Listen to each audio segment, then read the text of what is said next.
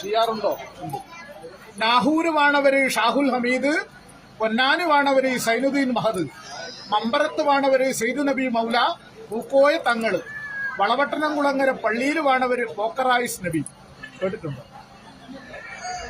ഇപ്പൊ കേട്ടുക ആരാ? അവലിയാക്കന്മാരാ അല്ലേ? അതുകൊണ്ട് പൂർവീകരായിരിക്കുന്ന അവലിയാക്കന്മാര് കൽപ്പിച്ചു വന്നിരിക്കുന്ന അനുഭവം അല്ലേ? നാഹൂര് വാണവര് ഷാഹുൽ ഹമീദ്, പൊന്നാനി വാണവരോ സൈനുദ്ദീൻ മഹദ്, മമ്പറത്ത് വാണവര് സെയ്ദ് നബി മൗല, പൂക്കോയ തങ്ങള്, വളവട്ടനംകുളങ്ങര പള്ളിയിൽ വാണവര് പോക്കറായിസ് നബി അല്ലേ? ഇങ്ങനെ അവലിയാക്കന്മാരുണ്ട്. അവര് കൽപ്പിച്ചു വന്നിരിക്കുന്ന അനുഭവം മുസ്തഫ സല്ലല്ലാഹു അലൈഹി വസല്ലം, മുത്തു മുഹമ്മദ് നബി അല്ലേ? നിങ്ങൾ മുത്തു മുഹമ്മദ് നബി എന്ന് വിളിക്കുന്നുണ്ടെങ്കിൽ ഒന്ന് മുത്തപ്പാന്ന് നിങ്ങളും വിളിക്കുന്നില്ലേ? അല്ലേ?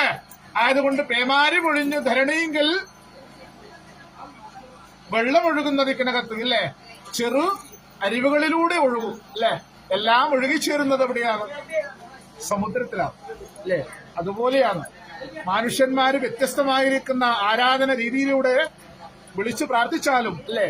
അള്ളാഹു എന്ന് വിളിച്ചാലും യേശുദേവ എന്ന് വിളിച്ചാലും മുത്തപ്പ എന്ന് വിളിച്ചാലും വിളി കേൾക്കുന്നത് ഒരു ഹിന്ദുവിലാണ് അല്ലേ? അജാമളന് മോക്ഷത്തെ കൊടുത്തതുപോലെ അല്ലേ കാണിക്കും. അതുകൊണ്ടെങ്കിലും 5 മക്കളിൽ ഇളയപുത്രൻ്റെതായിരിക്കുന്ന നാമധേയമാണ് നാരായണനെന്ന് അല്ലേ? അങ്ങനെ ഒടുക്കം പിതാവ് അന്ത്യനിദ്ര പ്രാപിക്കുന്ന കാലത്ത് നാരായണ എന്ന് വിളിക്കുന്ന കാലത്ത് അല്ലേ ഇളയപുത്രനെ വിളിച്ചിട്ട് അല്ലേ? എന്നെ നായനാരാ ഇളയപുത്രന നാരായണ എന്ന് വിളിക്കുമ്പോ കേട്ടത് വൈകുണ്ഠവാസിയായിരിക്കുന്ന എന്നെ നായനാറാ അല്ലേ? അതുപോലെ നീ നിസ്കരിക്കാൻ നേരത്തും അല്ലേ എന്നെ മുത്തപ്പാനെ വിളിക്കാൻ പ്രാർത്ഥിക്കാമെന്ന് നിനക്ക് സാധിക്കുകയും ചെയ്യും. അതൊക്കെ മുത്തപ്പൻ അറിയാം അല്ലേ? എങ്കിലും നിസ്കരിക്കാൻ നേരത്തും എന്റെ ഒരു രൂപത്തെ നിന്റെ മനസ്സിനകത്ത് കൊണ്ടുവരാൻ സാധിക്കൂലേ?